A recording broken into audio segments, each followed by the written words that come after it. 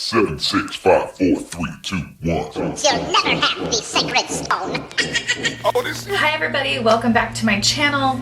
I thought it would be really fun to start this new series.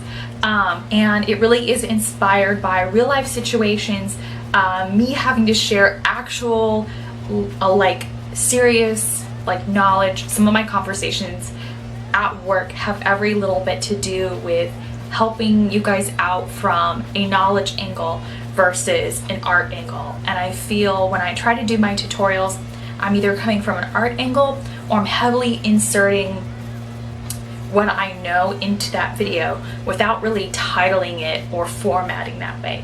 So this video is not a launch to propose that I'll be doing this series. We're just gonna go ahead and dive right in. This little series is gonna be called The More You Know, and it's a workshop style series because I feel I can enlighten you guys and help you guys know a little bit more about the beauty industry. And this video is meant to help out customers and also meant to help out beauty advisors, and I don't know, maybe hopefully along the way also help out artists. Now, some artists in the industry may already know these details since a great deal of artists in the industry actually do help with production. So that being said, the more you know. The very first issue I face that is the most predominant to me when I'm at work every single day, and that is the discontinuation of products. And I recently attended my fall lab workshop where we lightly discussed why we discontinue products, and it may not be the answer everybody wants to hear, but it really was a good answer for me, and that is makeup items are like specials on a menu. That's right, they don't stay on the menu forever. It's really all about supply and demand. If you notice that a quinoa salad was really trendy in 2015, you may not see it on the menu in 2017. So with that being said, let's go more into detail on the subject of why products do get discontinued, because there's a definite reason why. I do have a list because I have so many things I want to say about why products get discontinued, and the number one thing has to be innovation.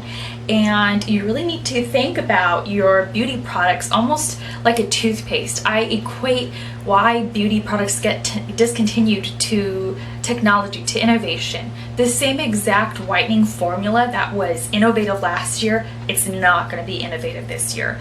We've discovered since maybe Crest White Strips came out with that bubbly formula that had all the weird pearls in it, that those little pearls were made of plastic and dentists hated it and it got lodged in our teeth. Since then, that is not the last formula that came out because there was a downside to it. So with that being said, the number one reason brands discontinue products is innovation. And we're going to go into further detail on the subject of innovation. Brands need to make room for new innovation and they need to make room for new trends. So with that being said, that's why brands like to launch limited edition products. This limited edition product is an exercise in what could possibly be permanent, but also it is really just about trends. Since beauty is actually considered a branch of the fashion industry, we like to stay on trend with our lipstick, with our blush, with our eyeshadow, and so this brings forward more than just the topic of innovation, but it really just brings to light that makeup is meant to be a trending item. So with that being said, certain items are just meant to be impermanent. They're meant to have a shelf life, and so with that being said, the brand will pretty much have set about maybe 20,000 lipsticks to be made in that formula, in that color, in that packaging. Now with that being said, about 5,000 of those lipsticks are going to be sold. Out of the 5,000 lipsticks of those that are going to be sold, about 10% only of that consumer base, so that's about like 2,000 lipsticks, only about 2,000 people are really going to want that particular lipstick to buy more than once. So with that being said, even if they do buy it more than once, chances are the next year they'll find another color or a slightly different formula that they really like. Maybe their budget will be different the following year and they won't be buying that beautiful Tom Ford lipstick. They'll be buying Clinique the following year. So just something to think about on why brands fluctuate. think that brands are very flamboyant and reckless when it comes to discontinuing a product. Now, as somebody who has had to help brands discontinue products, here are the things that go through the whole system in the middle of the discontinuation. So for every single SKU of every single product, every single one gets evaluated. We can tell from the beauty advisor standpoint exactly what is trending. We can tell from the artist standpoint exactly what people like to see on their faces. That tells the manufacturer exactly what's hot based on their numbers. So it's really all about a numbers game. They also are evaluating what gets returned. So that also plays a role. Whenever anything gets returned, that total gets subtracted from the total that was sold. And it affects everybody from the beauty advisor to the manufacturer. So when brands evaluate their numbers based on sales and returns, those SKUs are marked. Now, with that being said, when the brand is about to launch an innovation, or if it discovers a new technology, it needs to push something out of the market. So it'll say, okay, brand A, with a list of products that beauty advisor has to take off the shelf and give back to the manufacturer. Once that process happens, new products walk their way right into the door, and those beauty advisors have to face the commentary. There are some things that brands will not discontinue, and that would be staple items such as, let's just say, if Chanel knows its top selling product is Mademoiselle, it's not going to discontinue that product in France, and it's not going to discontinue that product in America necessarily because it's a classic line. It's all about classicness. And so that's a staple that might stay on the menu. Chanel No. 5 is a staple that's going to stay on the menu. Now, when they launch foundations, they're not going to discontinue their supremely light, supremely dark, even though very few people buy extremely porcelain or extremely dark foundation. This is because every brand wants to cater to as many ethnicities and skin types as possible. So with that being said, what's the game changer here? So let's just say if Chanel introduces a line of foundations in the velvet formula, that's because matte, velvet, creamy, high coverage skin was really in that year. But chances are they're not going to discontinue a basic, very well balanced foundation, if that makes any sense.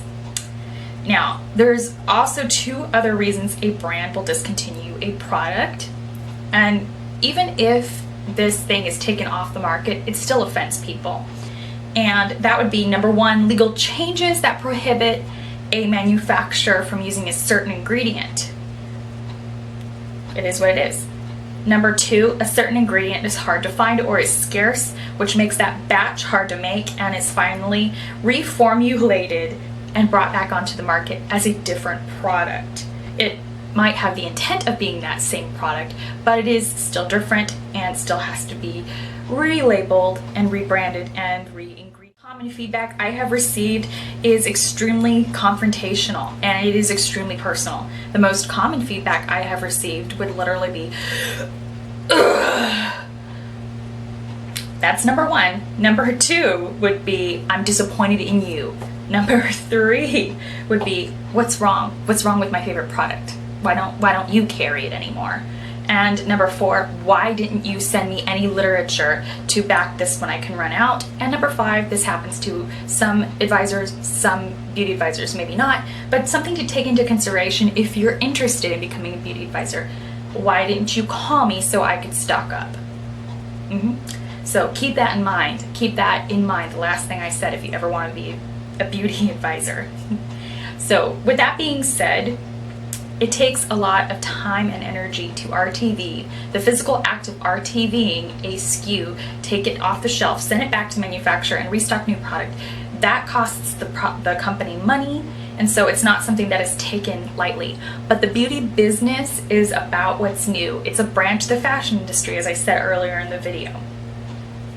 So with that being said, when brands want to streamline and carry products, which is really usually in the brand's best interest, when they want to do this, when they discover that this is what's going to be best for their brand, and it is, It's when they decide that, let's say Chanel says that number 5 is our top seller. We want all of our number 5 to be in that exact same scent concept. We want it all to be in that same exact square bottle. They're going to discontinue the other number 5s because they're just not as good. There are better options. And so in order for that brand to retain its money and sell just what is pure and good and true, the brand needs to basically hone what is their top selling, the best of the best of the best. When MAC decides that they want to streamline their lipsticks, like let's just say that some of their amplifieds have shimmer and some of their amplifieds do not, eventually they'll have to go in and streamline and separate and figure out what product from the amplified creams is not good and section it off and say we're going to discontinue the amplified shimmers because they're not really true amplifieds. So that's really what it all boils down to. So the rule of thumb when combating this whole issue with brands discontinuing what we love, the number one rule of thumb that I have come to find would be ask that brand, ask the front runner of that brand, whether it's a beauty advisor, a coordinator, whoever is standing in front of you representing that brand, to ask them for their options, because usually a brand will supply options to that beauty advisor. Whether the beauty advisor knew that this was going to happen or not, sometimes they really do not. They usually will get some kind of a literature later on about other recommendations within the line. So let's just say if MAC were to introduce a new gel formulation foundation and discontinue their Studio Gel Sculpt. I think it's their Studio Sculpt is what it's called. If you were to discontinue that and introduce another gel foundation, chances are instead of telling you to buy Sculpt because it's discontinued, they're going to tell you to buy the new gel foundation. Does that make sense? I hope so. I hope we're on the same path together. So for me personally, I would never recommend to anybody, from a stylist point of view, I would never recommend anybody buying expired product. I would never recommend people buying old batches of products.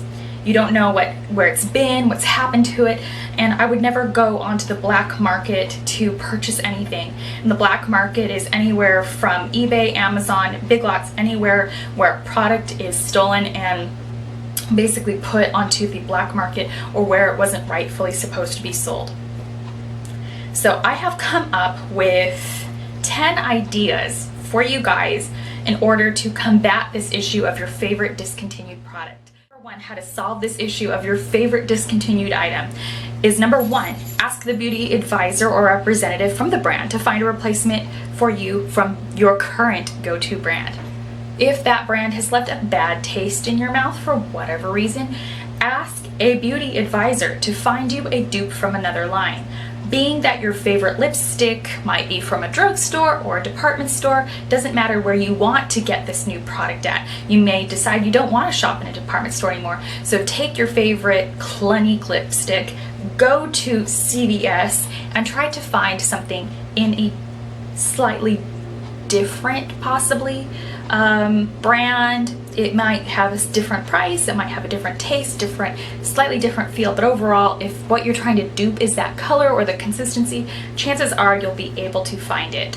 Now, you don't have to go to the drugstore to find a dupe. You could decide that you're using the Clinique lipstick and you want to try something high-end. Chances are that there's pros and cons with your favorite products, so maybe take this time to find something that you really love about it and try to find something even better.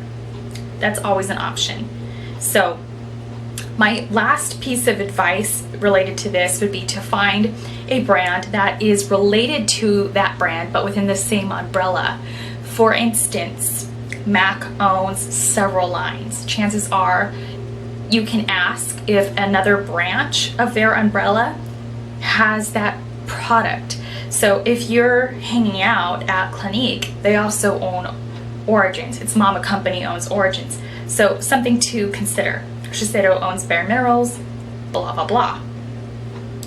You could also go online, check out the brand's website, go on maccosmetics.com, see if you can find it. Chances are there'll be a few in that vault.